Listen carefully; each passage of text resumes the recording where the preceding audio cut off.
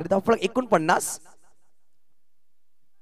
मोठा फटका खेळायचा प्रयत्न होता, पाहू शकाल हर्षद चेंडू फील्ड करतो, फेकी करतो, परंतु एक धाव परिपूर्ण. 50 धावा परिपूर्ण झाल्या. ती म्हणजे जय जुगनादेव आगवण, वामिका स्टार, माऊली स्पोर्ट्स या संघाच्या धावफलकावर. अजून येणारे या षटकामध्ये तिन्ही चेंडूचा खेळ बाकी असेल, परंतु डेथ ओव्हर चांगली गोलंदाजी करतोय. पहिल्या 3 चेंडूमध्ये इकडे बाद केला आणि मात्र 5 धावा खर्च केल्या.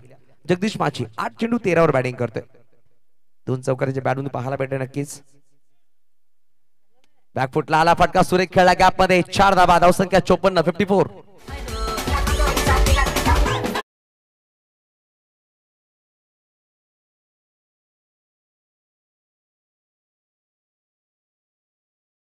शेवटचा अंतिम षटक मार्ग असतं.